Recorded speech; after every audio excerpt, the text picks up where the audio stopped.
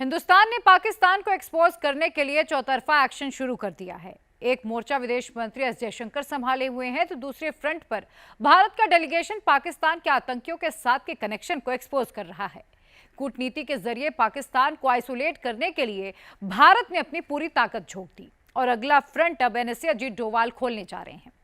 डोभाल 27 से 29 मार्च को मॉस्को जा सकते हैं, जहां वो बचे हुए दो और S-400 की डिलीवरी जल्द कराने के लिए रूस से कह सकते हैं। इसके अलावा जिस तरह से चीन ने 5th जनरेशन के फाइटर जेट J-35A को पाकिस्तान को देने का वादा किया है, डोभाल भी रूस के 5वीं जनरेशन के Su-57 की डील की बात कर सकते हैं। डोभाल मॉस्को जाने वाले हैं और इस खबर के बाद पाकिस्तान में किसका क्या हाल है, इस रिपोर्ट में जानिए। पाकिस्तान कांप रहा है, S-400 और आ रहा है। ये गौर से सुनिएगा, अजीत डोभाल अगले हफ्ते रूस जा रहा है और वहां से वो S-400 जो मिसाइल डिफेंस सिस्टम है उसकी मजीद बैटरीज का ऑर्डर देने जा रहा है। उसने पाकिस्तान का कोई मिसाइल थ्रू नहीं होने दिया या 90-95% रोक लिए। इस वजह से भारत समझ रहा है कि इसको अब मजीद बढ़ाया जाए।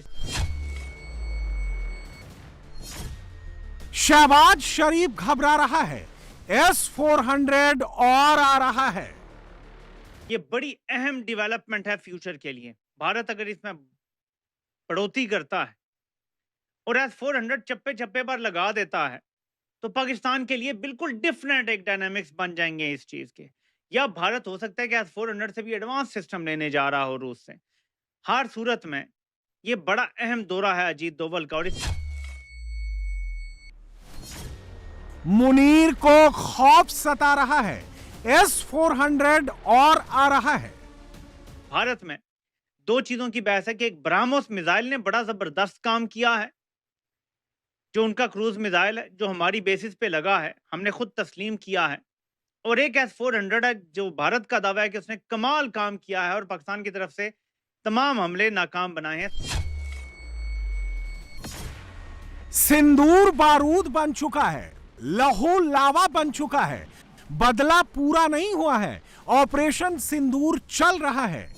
डोभाल रूस जा रहे हैं, यही सोचकर पाकिस्तान मरा जा रहा है, डरे जा रहा है। खौफ किसका है? खौफ इसका है, भारत का सुदर्शन चक्र S-400 जिसके सामने मुनीर की पूरी फौज ने सरेंडर कर दिया।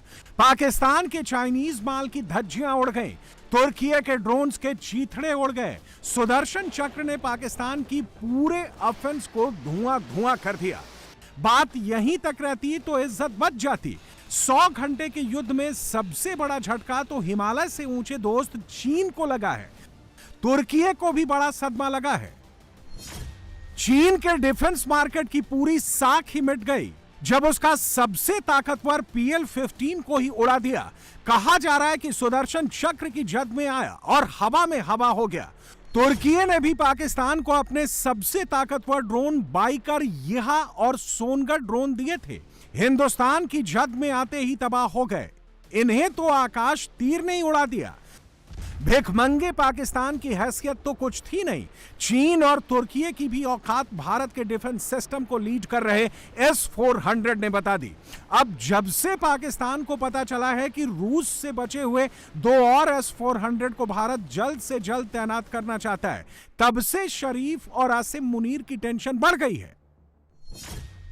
सूत्रों से खबर आई है कि राष्ट्रीय सुरक्षा सलाहकार NSA अजीत डोभाल अगले सप्ताह मॉस्को जा सकते हैं।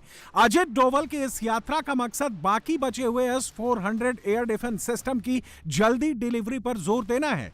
मॉस्को यात्रा के दौरान अजीत डोभाल डिफेंस प्रतिनिधियों की 13वीं इंटरनेशनल मीटिंग में भाग ले सकते हैं। यह बैठक 27 से 29 मई तक मॉस्को में होगी, जिसकी अध्यक्षता रूस के सुरक्षा परिषद के सचिव सर्गेई शोइगु करेंगे। S-400 और आ रहा है, यही सुनकर पाकिस्तान को पसीना आ रहा है। ये बड़ी अहम डेवलपमेंट है फ्यूचर के लिए। भारत अगर इसमें बढ़ोतरी करता है और S-400 चप्पे चप्पे पर लगा देता है तो पाकिस्तान के लिए बिल्कुल डिफरेंट एक डायनामिक्स बन जाएंगे इस चीज के। या भारत हो सकता है कि S-400 से भी एडवांस सिस्टम लेने जा रहा हो रूस से। हर सूरत में ये बड़ा अहम दौरा है अजीत डोभाल का। भारत में 2 चीज़ों की बहस है कि एक ब्रह्मोस मिसाइल ने बड़ा ज़बरदस्त काम किया है, जो उनका क्रूज़ मिसाइल है, जो हमारी बेसिस पे लगा है, हमने खुद तस्लीम किया है। और एक S-400 है, जो भारत का दावा है कि उसने कमाल काम किया है और पाकिस्तान की तरफ से तमाम हमले नाकाम बनाए हैं। भारत ने 2018 में रूस के साथ 5 S-400 एयर डिफेंस सिस्टम की खरीद के लिए लगभग 35,000 करोड़ रुपए की डील की थी। यूक्रेन युद्ध की वजह से रूस अब तक केवल 3 यूनिट ही भारत को दे सका, बाकी बची 2 यूनिट्स की सप्लाई बची हुई थी। मोदी फ्यूचर को लेकर एकदम क्लियर है। वो जानते हैं पाकिस्तान मक्कार है, भरोसा नहीं किया जा सकता है। अगर ऑपरेशन सिंदूर 2.0 के हालात बनते हैं तो सुदर्शन चक्र की जरूरत भी बनती है। डिफेंस सिस्टम को लेकर कोई भी रिस्क नहीं लेना चाहते, इसलिए डोभाल को रूस भेज रहे हैं और डिफेंस सिस्टम को और भी मजबूत कर रहे हैं। 4 दिन के युद्ध में पूरी दुनिया ने S-400 की पावर देखी है, जिसका किसी के पास कोई जवाब नहीं है।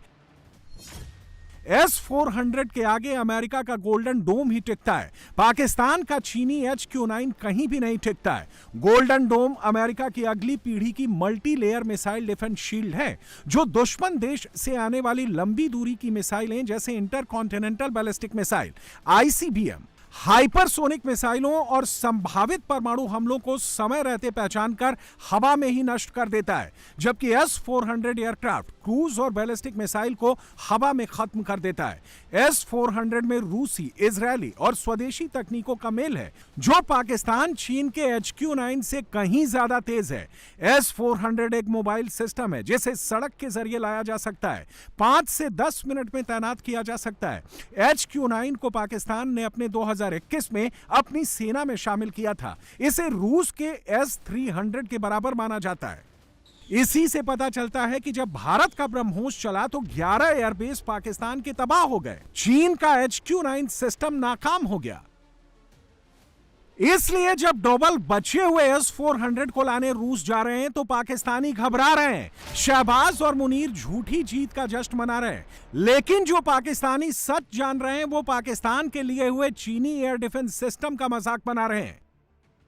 कि पाकिस्तान में ऐसे मिज़ार बने हुए हैं, लाहौर में ऐसे मिज़ार बने हुए हैं, जहाँ पे वो कहते हैं कि उनके बाबे कब्रों से निकले और कैच पकड़ लेते होते थे और 7 पाकिस्तानी क्रिकेटरों को चपेड़े भी मारते थे, कहते थे इंज कैच फड़ीदा बगैरता। वो पकड़ लेते थे और वो हवा में फट जाते थे। ऐसा जबरदस्त एयर डिफेंस सिस्टम उन्होंने इशू किया था। तुम लोग ऐसे S-400 इतने अरबों डॉलर पे करते हो, बाबे निकल बाहर, हम बाबों से काम करा देते। तो ये सच्चे बिलीफ का हिस्सा उन्होंने मिज़ार बनाए हुए हैं पाकिस्तान की हिफाजत करने। और ऐसे जो खोते बिलीव करते हैं, ये जेन्युइनली बिलीव करता है ये। लेकिन जो एयर बेसिस है, इनका कोई बाबा नहीं निकला। ये देखो भलोरी एयरबेस, ये उड़ गई। पहले ऐसे थी, अब ऐसी हो गई। तो बाबे ताड़े बाबियां ते लाना, बाबे ने कैच नहीं फड़ाया सही। लेकिन लगता है हमारे बाबे भी पाकिस्तानी क्रिकेट टीम के साथ कोचिंग, उन्हीं से कोचिंग ले रहे हैं। नूर खान एयरबेस, ये देखें यहाँ पे पहले ऐसे था, ये अब ऐसे हो गया। रहीम यार खान एयरफील्ड पे ये क्रेटर, चलो ग्राउंड से बाहर निकल गए तो सड़क यानी रनवे के ऊपर ही हुआ। तो सरगोदा एयरबेस, ये एक और क्रेटर इधर गिर गया। अच्छा, इंडिया में क्या हुआ जी? उधमपुर एयरबेस में कुछ भी नहीं हुआ। उनके पंडित ज्यादा अच्छे ना हुए इनसे, जिन्होंने कम से कम कैच तो सही पकड़े ना अपने। सच तो यह है कि भारत के डिफेंस सिस्टम के खौफ की वजह से शहबाज शरीफ और मुनीर दोबारा वॉर जैसे हालात चाहते ही नहीं है, क्योंकि उन्हें पता है कि भारत तो तबाह कर देगा और उनके मिसाइल, ड्रोन और फाइटर जेट को S-400 उड़ा देगा। डर सिर्फ इस बात का नहीं है, उन्हें डोभाल के जाने के बाद नई हथियारों की डील की भी चिंता सता रही है। याद कीजिए, जब भारत में एयर शो हुआ था तो रनवे पर जैसे ही रूस का Su-57 स्टील्थ फाइटर जेट आया और जब हिंदुस्तान के आसमान में उसने उड़ान भरी, एयरफोर्स की आंखें जम गईं। जिस तरह से भारत के 2 दुश्मन पाकिस्तान और चीन के बीच में दोस्ती है, जिस तरह से टेक्नोलॉजी पर युद्ध हो रहा है, उसको देखते हुए 5th जनरेशन का जेट जरूरी हो गया है।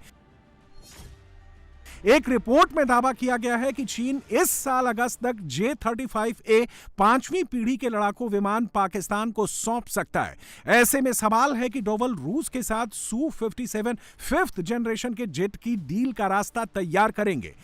भारत की तरफ से तो इसको लेकर कोई इशारा नहीं मिला है, लेकिन पाकिस्तान में इस डील की आहट से घबराहट शुरू हो गई है। भारत को अब समझ आ गई है कि 5th जनरेशन फाइटर जेट लेना पड़ेगा और इस सिलसिले में मेरा ख्याल है भारत ने तमाम तैयारियां जो हैं वो कंप्लीट की हुई हैं।